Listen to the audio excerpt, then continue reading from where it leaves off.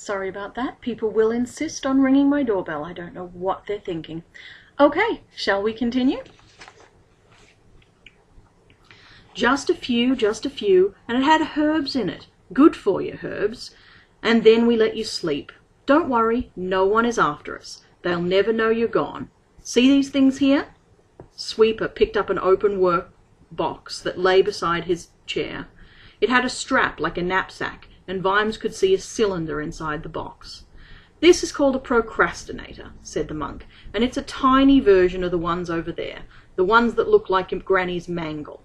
I'm not going to get technical, but when it's spinning, it moves time around. Do you understand what I just said? No. All right, it's a magic box. Happier? Go on, said Vimes grimly. You wore one of these and I led you here from the watch house. Because you were wearing it, you were, shall we say, outside time. And after we've had this little talk, I'll take you back to the watch house and the old captain won't know any difference. No time is passing in the outside world while we're in the temple. The procrastinators take care of that. Like I said, they move time around. Actually, what's happening is that they're moving us back in time at the same time as time moves us forward. We've got others around the place. Good for keeping food fresh. What else can I tell you? Oh yeah, it helps keep track if you just think of things happening one after another. Believe me. This is like a dream, said Vimes. There was a clink as the handcuffs sprang open. Yes, it is, isn't it? Said Sweeper calmly. And can your magic box take me home? Move me in time all the way back to where I ought to be? This? Ha! No, this is strictly for small-scale stuff. Look, Mr. Sweeper, I've spent the last day fighting a right bastard on a roof and getting beaten up twice and sewn up once and, stitched up too. I've got the impression I should be thanking you for something, but I'm damned if I know what it is. What I want is straight answers, mister. I'm the commander of the watch in this city. Don't you mean you will be? Said Sweeper. No! You told me it helps if I think of things happening one after another. Well, yesterday, I was commander of the watch, and I bloody well still am the commander of the watch. I don't care what anyone else thinks. They're not in possession of all the facts. Hold on to that thought, said Sweeper, standing up. All right, Commander, you want some facts? Let's take a walk in the garden, shall we? Can you get me home? Not yet. It's my professional opinion that you're here for a reason. A reason? I fell through the bloody dome. That helped, yes. Calm down, Mr. Vimes. It's all been a great strain, I can see. Sweeper led the way out of the hall. There was a big office outside, a hubbub of quiet but purposeful activity.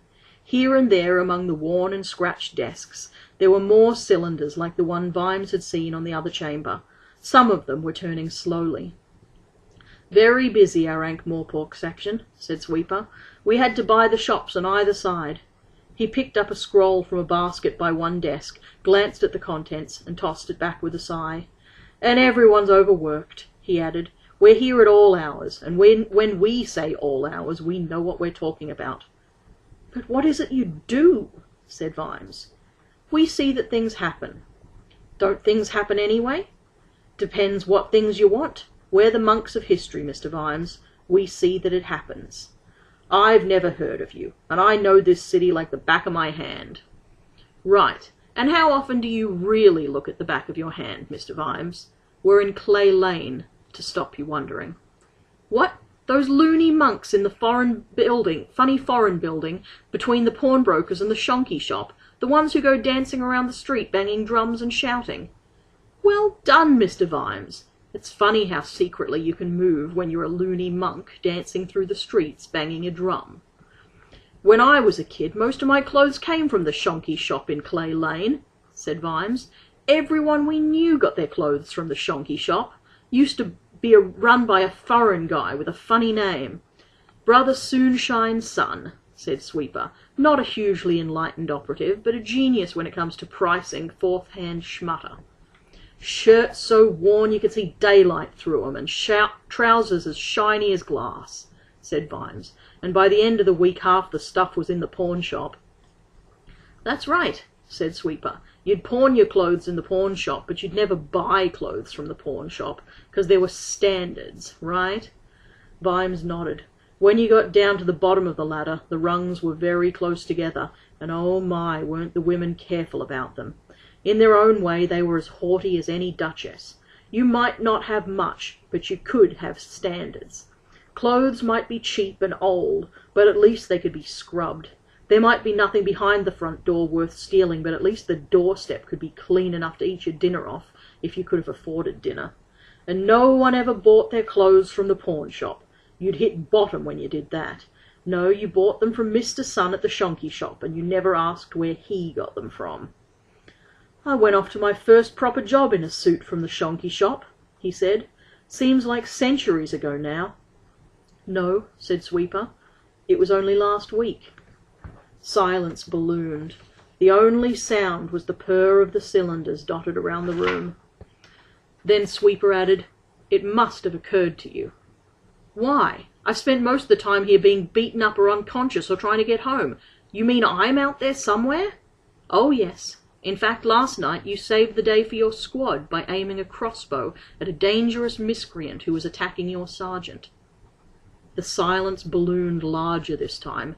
It seemed to fill the universe. Eventually Vimes said, "No, that's not right. That never happened. I would have remembered that, and I can remember a lot about my first weeks in the job." "Interesting, isn't it?" said Sweeper. "But is it not written, 'There's a lot goes on we don't get told'?